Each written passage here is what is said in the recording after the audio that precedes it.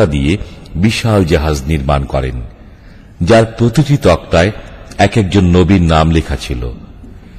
নূহ আলাইহিস সালামের জাহাজের দৈর্ঘ্য ছিল 1200 হাত, প্রস্থ 600 হাত, যা ছিল 3 তলা বিশিষ্ট। 80 জন ইমানদার নারী ও পুরুষ এবং প্রত্যেক প্রাণীর এক জোড়া ওই জাহাজে তুলে নেয়ার আদেশ করলেন, যাতে করে পরবর্তীতে তাদের বংশধর পৃথিবীতে বিদ্যমান থাকে এবং বংশ বিস্তার করতে পারে। একটি গ্রহণযোগ্য মত এই যে ওই জাহাজের তৈরির কাজ ইরাকের মধ্যে করা হয়েছিল। সমস্ত সত্যকে অস্বীকারী ধ্বংস হয়ে গেল। দীর্ঘদিন পর পানি কমতে শুরু করল। হযরত নূহ আলাইহিস সালামের জাহাজ জুদি পাহাড়ে গিয়ে থামল। আল্লাহ তাআলা ইরশাদ করেন সূরা হুদের 44 নম্বর আয়াতে, وقيل يا أرض ابلعي ماءك ويا سماء أقلعي وغيض الماء وقضي الأمر واستوت على الجودي وقيل بعدا للقوم الظالمين।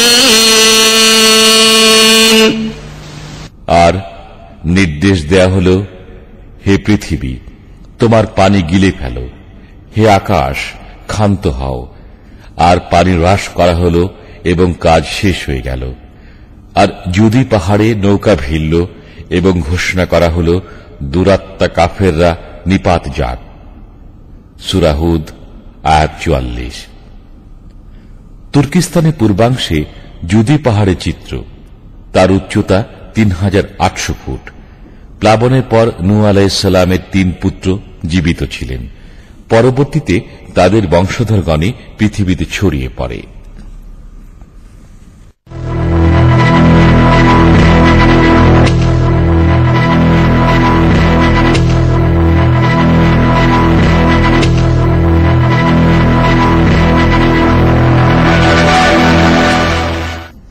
জুদি পাহাড় তুর্কিস্তানের পূর্বাংশে আর্মেনিয়ার নিকট বার্সেল পাহাড়ের 300 কিলোমিটার দূরত্বে জুদি পাহাড় অবস্থিত।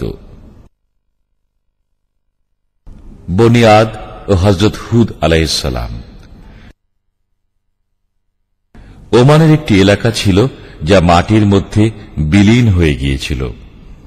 6000 বছর পূর্বের ওই বিলুপ্ত এলাকাটি 1952 সালে পুনরায় আবিষ্কৃত হয়েছে।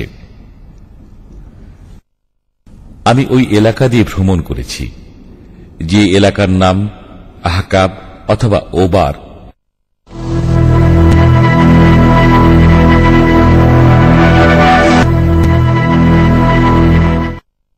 এটা ওবারের এক প্রান্ত।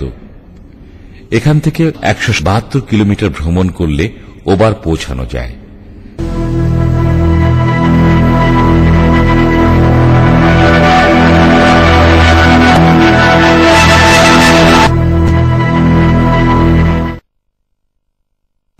এই ওবার যা হযরত হুদ আলাইহিস সালামের গোত্র বনি আদের ছিল। এসব হচ্ছে তাদের বাড়িঘরের ধ্বংসাবশেষ, যেগুলো বালু সরানোর পর বের হয়েছে। 11 নম্বর সূরা হুদের 50 নম্বর আয়াতে আল্লাহ তাআলা ইরশাদ করেন, وَإِلَى عَادٍ أَخَاهُمْ هُودًا قَالَ يَا قَوْمِ اعْبُدُوا اللَّهَ مَا لَكُمْ مِنْ إِلَٰهٍ غَيْرُهُ إِنْ أَنْتُمْ إِلَّا مُفْتَرُونَ।